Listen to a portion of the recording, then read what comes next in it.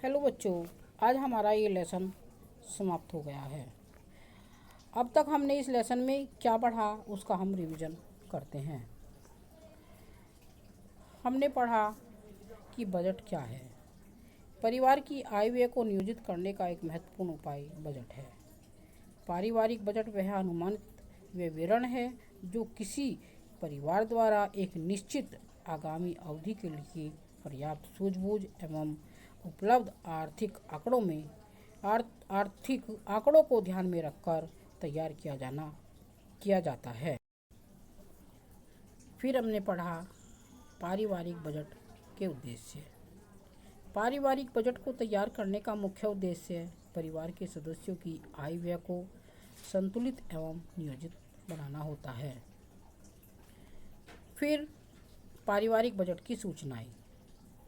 किसी पारिवारिक बजट को देखकर विभिन्न सूचनाएं प्राप्त की जाती हैं, जैसे परिवार की सदस्य संख्या, बजट को अवधि, परिवार को आय व्यय, बजट तथा विभिन्न आवश्यकताओं। फिर पढ़ा हमने सामान्य रूप से पारिवारिक बजट 3 प्रकार के होते हैं। संतुलित घाटे का तथा बचत का। इसमें से बचत के पारिवारिक बचत को सर्वोत्तम माना जाता है। पारिवारिक बजट की मुख्य मदें: भोजन एवं संबंधी वस्त्र, आवास संबंधी आवश्यकताएं, शिक्षा, स्वास्थ्य तथा यातायात संबंधी व्यय, घर के अन्य आवश्यक व्यय, व्यक्तिगत व्यय तथा बजट को बनाने से गृहिणियां, अर्थशास्त्रियां, समाज सुधारकों तथा सरकार सभी को लाभ होता है।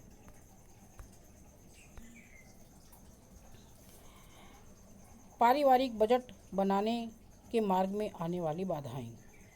पारिवारिक बजट योजना के मार्ग में मुख्य बाधाएं होती हैं: सामान्य अशिक्षा तथा अज्ञानता, बजट के प्रति उदासीनता तथा समाज में प्रचलित कुप्रथाएं।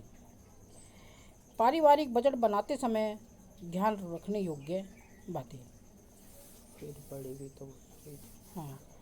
पारिवारिक बजट बनाते समय ध्यान में रखना चाहिए: कुल पारिवारिक आय, परिवार को मूलभूत आवश्यकताएं, आवश्यक बचत, आकस्मिक योजनाएं, आवश्यकताएं, भविष्य का नियोजन, बजट में लचीलापन तथा गत माह के बजट का मूल्यांकन। इसके अतिरिक्त पारिवारिक मासिक बजट को वार्षिक बजट की पृष्ठभूमि में ही तैयार करना चाहिए। पारिवारिक बजट के फिर आते हैं पारिवारिक बजट के मुख्य सिद्धांत।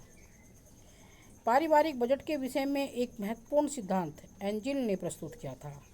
इस सिद्धांत के अनुसार पारिवारिक आय बढ़ने के साथ साथ भोजन पर होने वाले व्यय का प्रतिशत मान घटता है तथा विलासिता पर होने वाले व्यय का प्रतिशत मानदंड बढ़ता है। वस्त्र, गृह, प्रकाश तथा ईंधन पर होने वाले व्यय का प्रतिशत मान सदैव स्थिर रहता है। इसी प्रकार आय बढ़ने पर मनोरंजन, शिक्षा तथा स्वास्थ्य पर होने वाले व्यय का प्रतिशत मान बढ़ जाता है। गृह अर्थव्यवस्था को उत्तम बनाने के लिए मितव्ययता का होना आवश्यक है। मितव्ययता के लिए आवश्यक है कि केवल आवश्यकता अनुसार ही खरीदारी करें, नकद भुगतान करें, सही स्थान से ही वस्तुएं खरीदें, वस्तुओं के गुणों की पहचान करें, वस्तुओं का सही संरक्षण करें, गृह कार्यों के लिए कम से कम सेवक रखें, बच्चों को स्वयं पढ़ाएं, घर की वस्तुओं की नियमपूर्वक देखभाल करें तथा उनकी मरम्मत करवाएं और पानी, ईंधन तथा बिजली का सावधानीपूर्वक प्रयोग करें। अब हम आपको इससे पहले मैंने आपको सभी दीर्घ उत्तरीय प्रश्न मैंने आपको हर टॉपिक के साथ दिए हैं, उन्हें आप अपनी उत्तर पुस्तिका में लिखकर याद करें।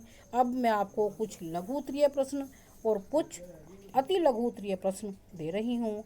आप इन प्रश्नों को अपनी उत्तर पुस्तिका में लिखें और उनको स्वयं याद करें। Thank you.